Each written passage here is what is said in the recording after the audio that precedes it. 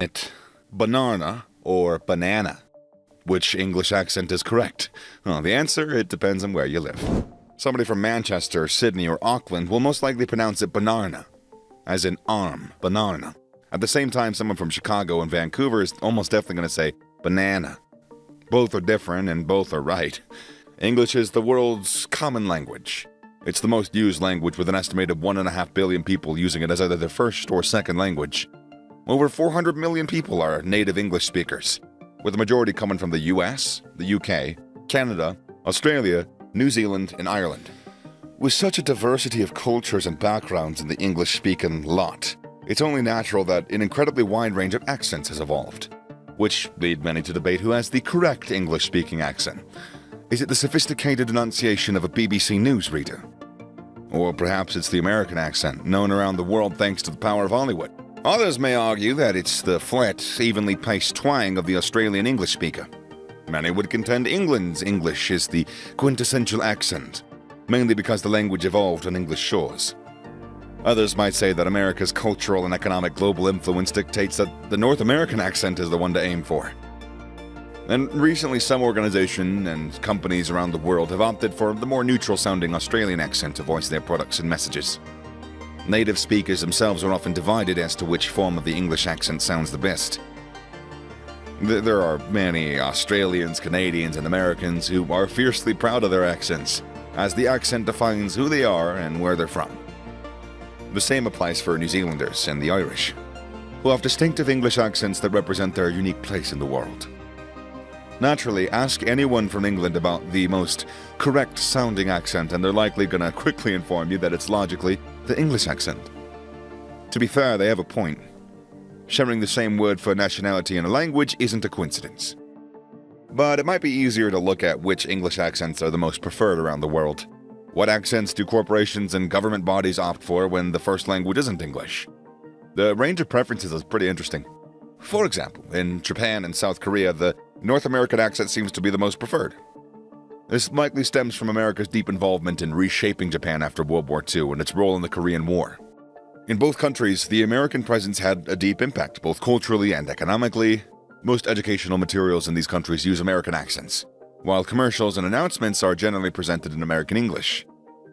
In the private language schools, teachers with North American accents are often preferred to those with British or Australian accents. In contrast, British English is the go-to for people learning English in Europe. English is the most studied second language in Europe, and in the majority of schools, students learn their English with their English accents providing their audio cues. So over the last 20 years or so, organizations and corporations have also started going with the Australian accent. Siri is a female voice who helps out as Apple's virtual assistant to iPhone users across the globe. And her English accent actually comes from an Australian woman. It's funny. Similarly, Japan's bullet train provides passengers with announcements and information in a female Australian voice. The choice to go for neutral-sounding Australian tones can be a way of settling any potential jealousies between people who are either partial to British or North American accents. Still, let me be clear here. We are talking about accents, not grammar or vocabulary. Americans and Canadians tend to use the same expressions and structures that differ slightly to the English used by the Brits, the Australians, and the New Zealanders. For example, in American English, one might say, "I have to use the restroom," where in British English it would come out as the loo. Yeah, the loo. America, we got an elevator. In the Britain land, they got a lift. And so on it goes.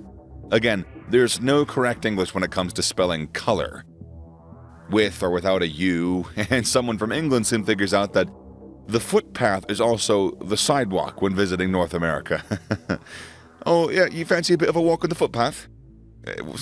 It's funny. Word choices are black and white, though, so it's easy to distinguish differences. We simply go with the style that we're used to. However, accents are different altogether. Accents convey an image of the speaker and the speaker's country of origin. It's these preconceived notions that ultimately decide whether someone prefers one type of English accent to another. For example, in the United States, the English accent can play several roles, and it can often be used to depict well-spoken, witty, and yet thoroughly evil villains in film.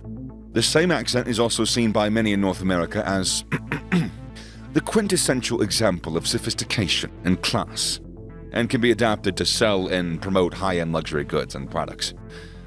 Conversely, while most Australians might accept that a British accent is well modulated, they might also associate it with an upper class and elitism, something that no doubt stems from their colonial past. Just as many British might look down a tad condescendingly on American, Australian, and New Zealand accents, all coming from what was once the British colonies. The United States is less exposed to other English accents than other English-speaking countries. Most of the entertainment and media consumed in America is local content, whereas the British and Australians typically grow up watching and listening to a wide range of English accents. This might result in non-American accents seeming exotic and even quaint to American ears. The sheer volume of American pop culture across the world means that everybody's familiar with the American accent. North American. Movies, TVs, music videos, and YouTube are all huge vehicles for English accents to be conveyed. And as the world becomes smaller and smaller, more people are getting the chance to listen to and compare the main English accents. The CEO of a European car manufacturer would go for the slightly upper-middle-class English accent if English was needed for a commercial. Just as a government tourism organization in Japan would most likely choose an American voice for any necessary English audio. Perhaps the best way to decide which is the most accepted English accent is to ask the native speakers themselves. Babbel is the world's largest language learning app. Recently, Babbel and the University of Manchester conducted a survey amongst native and non-native speakers to find out which version of the English accent they preferred. Specifically, the respondents were asked about which English accent they thought best encapsulated the English language. 7,500 people were surveyed from countries including the US, Canada, the UK, Germany, Spain, Italy, and France. 45% of respondents agreed that the British English accent was the best version of the language in terms of its clarity and being pleasant to listen to. Non-native speakers also thought that the British accent was the easiest to understand. It's important to distinguish precisely what British accent they're referring to here, however. The UK is renowned for its wide range of accents across a relatively small land area. When people think of a British accent, it's typically what we might call the Queen's English or a BBC accent. It has a clear and brisk tone and well-enunciated vowels. Think Benedict Cumberbatch or Judi Dench, but probably not David Beckham. The same applies to the American English accent too. There is an estimated 30 different English dialects and accents spoken widely across the United States. Most of us are familiar with the New York, the Boston, or the Southern versions, but the huge groups of diverse populations across America mean that there's plenty of distinctive accents and twangs. The typical international American English accent is also referred to as General American, which I'm fairly certain is what I'm speaking with right now. It's used widely in the business world, and it implies a high education with no obvious regional dialects. General American is thought to represent the West Coast, Western New England, and the North Midland regions of America. Classic examples of this include Hillary Clinton and Morgan Freeman. In fact, Freeman's soothing tones have such a wide appeal that his voice was added to a Google navigation app. This brings us to the matter of appealing accents. While the Queen's English may be widely agreed upon as the most polished-sounding accent, dialects that are considered easy on the ear vary from person to person. The Irish brogue is loved by many for its lilting, almost song-like rhythms. The American Southern accent, with a slower pace and elongated vowels, is hugely attractive to some. It's really a matter of personal taste.